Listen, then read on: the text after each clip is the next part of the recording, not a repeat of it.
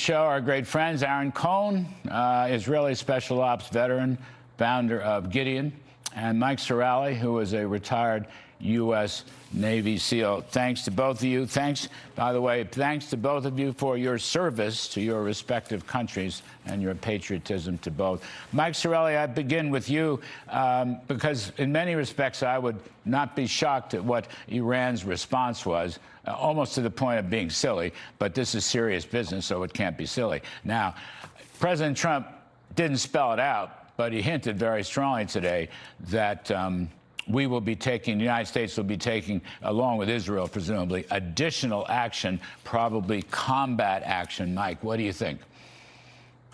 You know what? I think President Trump was right to test diplomacy, but Iran is now using it both as a safe house and a delay tactic.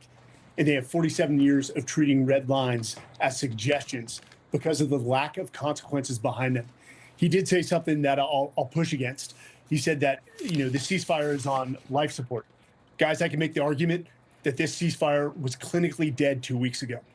And while diplomacy and pressure might have brought Iran to the table, the only thing that they will understand is punishment to bring them to reality. We need to hit them hard, and we need to hit them now, and don't stop until we have 100% submission and surrender. Well, certainly, just on that point, I'm coming to you in a sec, Aaron. But Mike, President today meeting with generals and other national security advisors, he certainly gave out a lot of hints. I think he's going to push back pretty hard this time.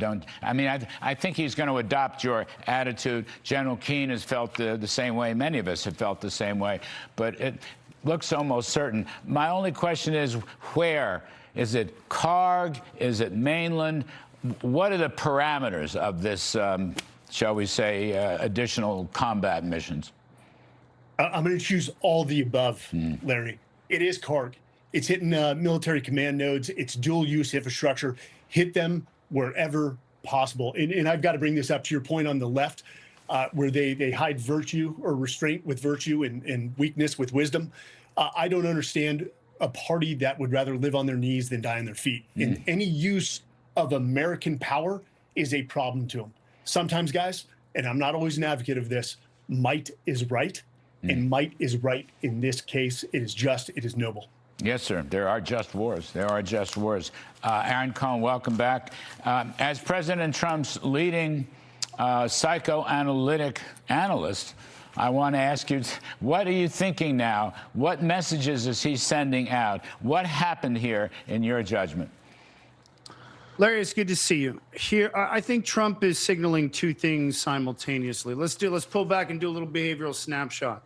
He still wants a deal if Iran folds under pressure. That's one. Two, he's preparing the battlefield politically and military if they don't. When Trump says the ceasefire is on massive life support, I believe that's strategic messaging because all this is going to get played out in the media. So I think he's telling Iran, you are about to run out of your last inches of runway. And so Iran's response to the latest proposal, you listed it off, the sanctions and the blockade, recognizing, I think it was Hormuz, and then pay some compensation. And I think there was some talk of preserving parts of the nuclear program.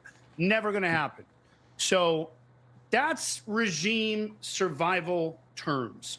Trump rejected it immediately. And so Iran is doing, again, what weakened regimes do after taking massive strategic damage, Larry.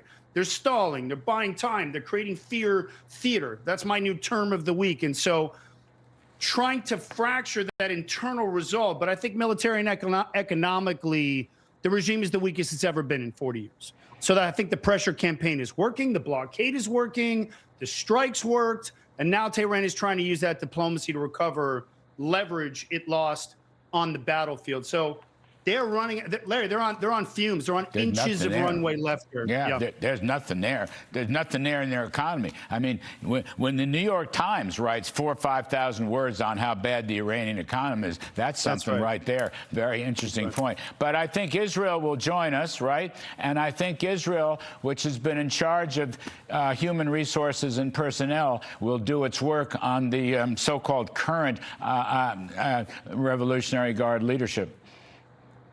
Larry, the combination of Israel's upstream capabilities and being able to detect real-time signal, which is that incredible intel, and be able to route that in real time on the battlefields to the U.S. forces with their incredible might and technology, with that human intel that Israel's been building for 35 years, Iran doesn't have a chance. So I think it's time, and I agree with Mike, turn up the volume. It's time to go back in. I think Trump genuinely wanted to give them time. But the problem is you're dealing with psychopathic, homicidal maniacs who don't view this as just a pathway to suicide. Homicide isn't the goal, Larry. It's suicide. But they want to be the big shots in the Middle East. I think Trump is almost done, and I think we're going to see some military action turned up here. It's just a question of minutes. Mike Sarraille, if we are headed down, the last few weeks or whatever, and there's going to be additional combat actions and so forth, at what point and how can we help? I'm calling them Persian Iranians. That's kind of, you know what I'm getting at, civilians, people who are not part of the radical Islamism that's been running the country for 47 years. How can we help them overthrow this regime? I mean, I want regime change. I don't believe, Mike, this is just me. You're an expert. Aaron's an expert. I'm an amateur. But I don't believe we could ever believe, whether it's verification or any other promise, that will be kept as long as these crazy radical Islamists are in charge. I just don't believe it. So that's why, among many other reasons, I'd like to see the civilian population, become free and take this regime out. The world would love to see it. The Persians would love to see it. And I think, Aaron, you called it 2 weeks ago or last week. You want to, create that motivation, that inspiration for the people to rise up.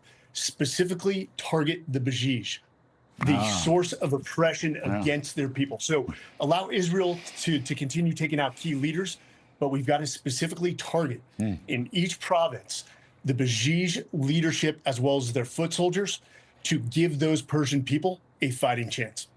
Is there any way to, put some weaponry in their hands, Mike? There is. There's a multitude of reasons. And one, I'll say that Israel has the strongest human intelligence network within Iran. And Aaron just said it, after building it for 35 years. This is why they're an invaluable partner with the same objective, to rid the Middle East of this evil. But, whether that's air transport, that's airdrops to arm the people, that is an option. And who knows, President Trump and the administration alongside Israel may have been using this time for planning to support an uprising in Iran. That is a great point. That is a great point. Aaron, I want to give you the last word on that point, because the CIA has a lot of resources. Mossad has a lot of resources. Sometimes I think when the ILGC has national security meetings, a third of the people in the room are Mossad. They just don't know it. The mullahs don't even know it. So what did the brother Sarraille is saying? Could we pull it off this time? 100%. It would be a pleasure to watch Israel. And listen, you get a platoon of guys like Mike, Larry. You can drop these guys in an ice bucket right here. They'll be happier than than a pig swimming in. You know what I'm saying? You take the Israelis, you take the SEALs, you take the Green Berets, you get AFSOC, you get Israel's assets, put them together. There could be training packages. Mike, you tell me, that could be happening right now quietly on the other side of the border. It's all doable. I think Trump has a whole list of operational plans that are in front of him, but this buffer period might actually be quietly moving weapons to new forces that could be stood up to start getting arms in the hands of the right militias to take out this besiege. I agree with Mike. It's a great point. 100%. This could be in the works. Both of you are great. And again, let me thank you both for your respective service and patriotism to your respective countries. We appreciate it. Aaron Cohen, Mike Sarraille, thank you ever so much. Now.